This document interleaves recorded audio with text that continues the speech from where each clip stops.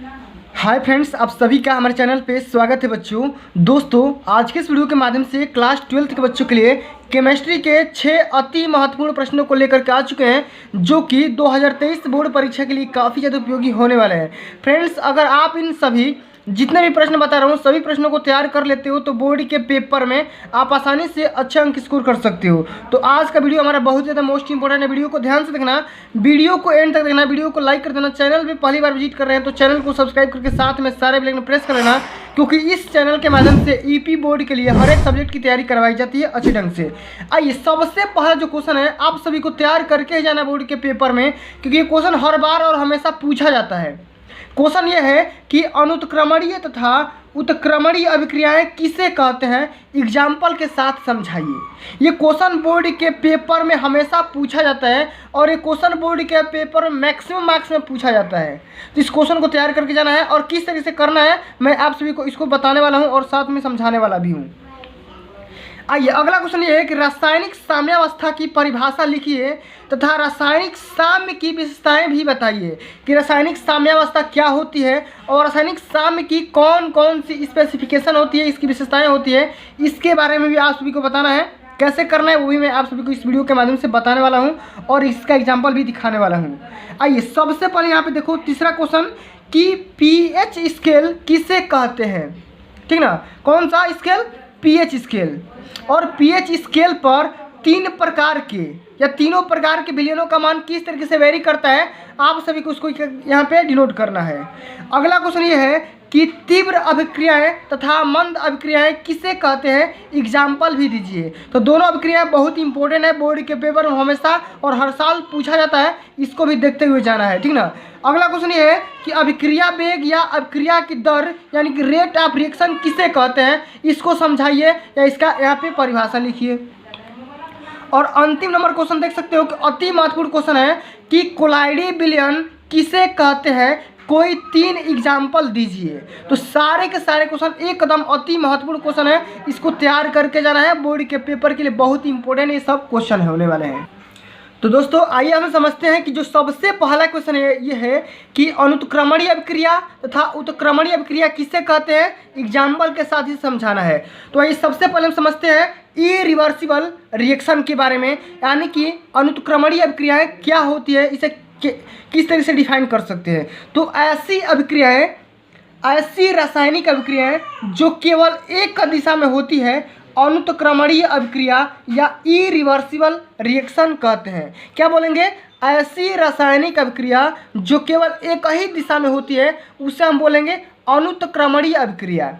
मतलब ऐसा रिएक्शन जो एक खाली डायरेक्शन में होगा उसे हम क्या बोलेंगे? इरिवर्सिबल या अनुत्क्रमणीय अभिक्रिया बोलेंगे। जैसे कि एग्जांपल के तौर पे यहाँ पे देख सकते हो हाइड्रोक्लोरिक एसिड और सोडियम हाइड्रोक्साइड को जब क्या करोगे आपस में रिएक्शन कराओगे तो यहाँ पे NaCl बनेगा, यानी कि सोडियम क्लोराइड बनेगा और यहाँ पे जल मिल जाएगा। तो एक रिएक्शन एक डायरेक्शन में हो रही है, ऐसा नहीं कि इन दोनों से आप इसको प्राप्त कर सकते हो, ऐसा नहीं है। या आप ये बोल सकते हो कि KClO3 और KClO3 को जब आप गर्म करोगे तो 2KCl और 3O2 यानी कि पोटेशियम क्लोराइड मिल जाएगा और साथ में यहाँ पे ऑक्सीजन रिलीज हो जाएगा। तो इस तरीके के रिएक्शन को हम क्या बोलेंगे? इरिवर्सिबल रिएक्शन या अनुत्क्रमणीय अभिक्रिया।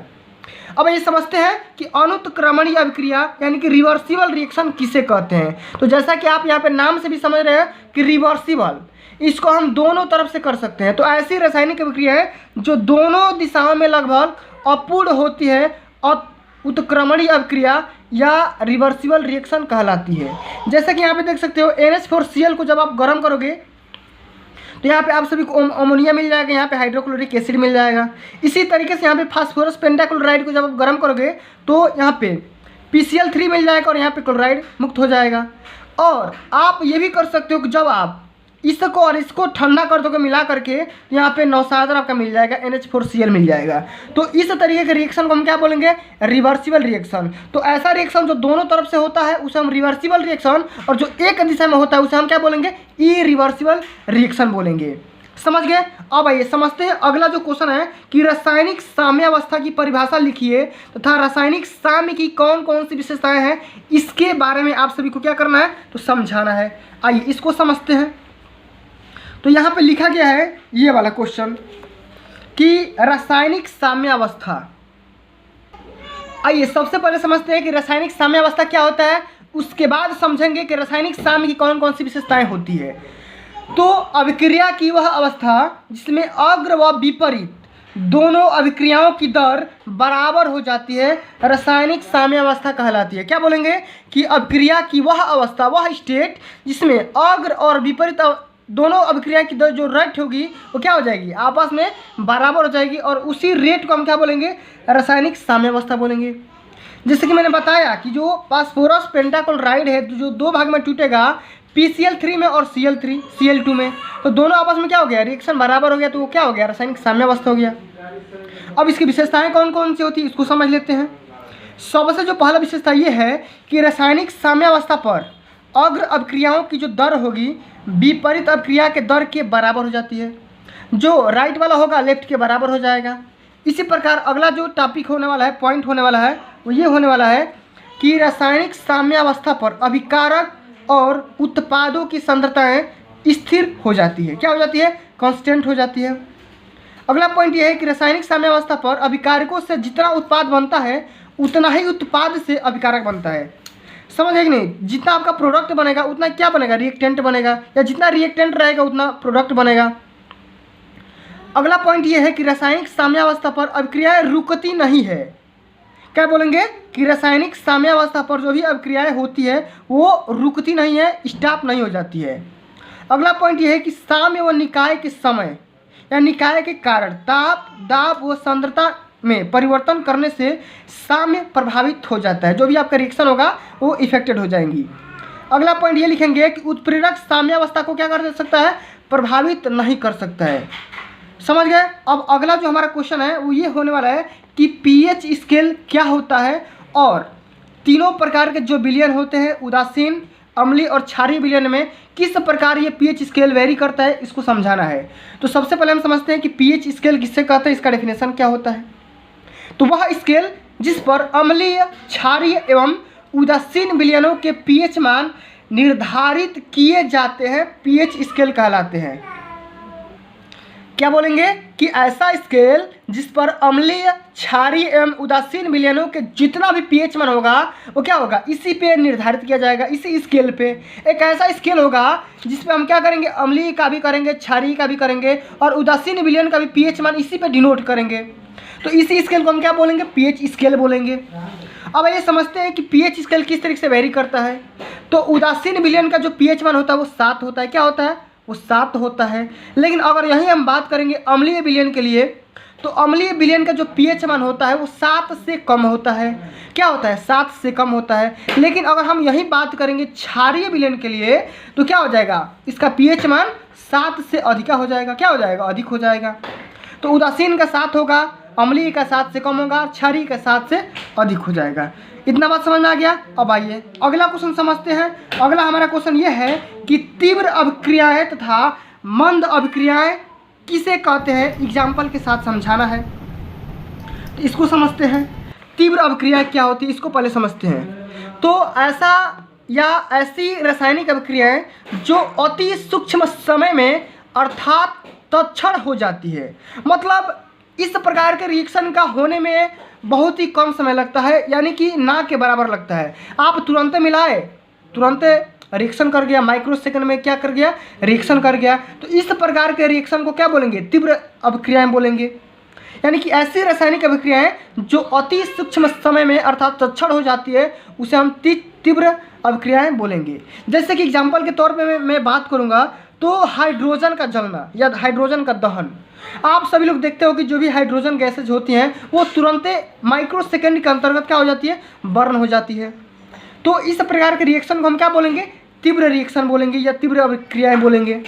अब आइए समझते हैं कि मंद अभिक्रियाएं क्या होती है।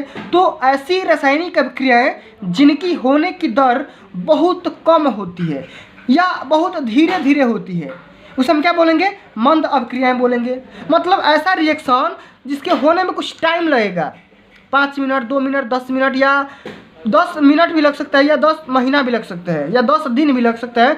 इस प्रकार के रिएक्शन को हम क्या बोलेंगे, मंद अभिक्रियाएं बोलेंगे। जैसे कि आप सभी लोग यहाँ पे बहुत ही फेमस एक यहाँ पे एग्जाम्पल है, जैसे कि हाइड्रोजन और ऑक्सीजन के संयोग से जल बनना। इसका बेसिक एग्जाम्पल यही है, आप सभी लोग देखते हो जो भी नली का पानी या नदियों का पानी होता है वाष्प के माध्यम से उड़ता है और हाइड्रोजन और ऑक्सीजन में टूट जाता है, और टूटने के बाद ये जा करके ऊपर बादलों में विभक्त होकर के फिर ये क्या करता है, जल का रूप ले लेता है। तो हाइड्रोजन और ऑक्सीजन का वहाँ भी संयोग हुआ, लेकिन संयोग होने में टाइम लिया। तो समझ रहे कि नहीं, तो हाइड्रोजन और ऑक्सीजन के संयोग से क्या बन गया, जल बन गया। तो इस जल बनने का जो भी प्रोसेस है ये माइक्रो सेकेंड में पॉसिबल नहीं है, इससे होने के लिए कुछ टाइम देना पड़ेगा, कुछ टाइम लगता है, समझ गए ना। तो इस प्रकार के रिएक्शन को क्या बोलेंगे, मंद अभिक्रियाएं बोलेंगे। अब हमारा जो अगला क्वेश्चन है वो ये है कि अभिक्रिया की वेग या अभिक्रिया की दर क्या होता है, रेट ऑफ रिएक्शन किसे कहते हैं, इसको समझते हैं। तो आइए इसको समझते हैं भाई। तो अभिक्रिया वेग या अभिक्रिया की दर क्या होती है, रेट ऑफ रिएक्शन क्या होता है। तो एकांक समय में अभिकारक या उत्पाद की सांद्रता में परिवर्तन अभिक्रिया वेग या अभिक्रिया की दर कहलाती है। क्या बोलेंगे, यूनिट टाइम में, एकांक समय का मतलब क्या हुआ, एक सेकेंड में, कहने का सेंस क्या हुआ, एक इकाई में, ठीक ना। एकांक समय में अभिकारक यानी जो भी आपका रिएक्टेंट होगा या जो भी आपका प्रोडक्ट होगा, तो उसके जो भी सांद्रता होगी, सांद्रता में कितना परिवर्तन हो रहा है, उसी को हम क्या बोलेंगे, अभिक्रिया का वेग बोलेंगे या अभिक्रिया की दर बोलेंगे।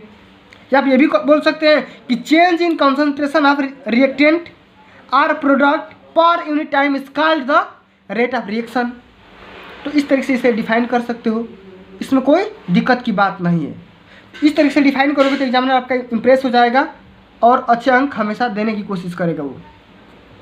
अब आइए अगला क्वेश्चन ये है कि कोलाइडी विलयन किसे कहते हैं, कोई 3 एग्जाम्पल दीजिए। तो कोलाइडी विलयन बहुत ही मोस्ट इंपोर्टेंट टॉपिक है, इसको ध्यान से समझो। यहाँ पे देखो कोलाइडी विलयन 1 मिनट के अंतर्गत समझ जाओगे कोलाइडी विलयन होता क्या है, ठीक ना। आप सभी लोग इससे परिचित हो लेकिन इसका परिभाषा नहीं जानते हो। चलिए मैं आप सभी को समझा दे रहा हूँ कैसे होता है ये। तो कोलाइडी विलयन क्या होता है भाई, तो जिन पदार्थों के विलयन, क्या बोलेंगे कि जिन पदार्थों के विलयन पार्चमेंट में से शीघ्रता से विसरित नहीं होता है, कोलाइडी विलयन कहलाता है। अब पार्चमेंट क्या होता है, तो पार्चमेंट एक प्रकार की झिल्ली होती है। जो होता क्या है कि पार्चमेंट एक प्रकार का ऐसा झिल्ली होता है जो तरल पदार्थ को अपने में से फ्लो नहीं होने देता है। जैसे पानी को क्या करेगा, पानी को फ्लो होने देगा, लेकिन अगर वही हम बात करेंगे रक्त के लिए, या जो भी आप सभी लोग सिरप वगैरह देखते हो, सिरप को पास नहीं होने देगा अपने में से। उस प्रकार की झिल्ली में से जो भी पदार्थ शीघ्रता से विसरित नहीं होते हैं, शीघ्रता से पार नहीं होते हैं, उस विलयन को हम क्या बोलेंगे, कोलाइडी विलयन बोलेंगे। एग्जाम्पल के तौर पे ग्लू, जिलेटिन, स्टार्च या जितने भी टाइप के सिरप होते हैं वो कोलाइडी विलयन के अंतर्गत आते हैं। यहाँ तक कि आपका जो ब्लड होता है, खून होता है, रक्त होता है, वो भी कोलाइडी विलयन के अंतर्गत शामिल हुआ है।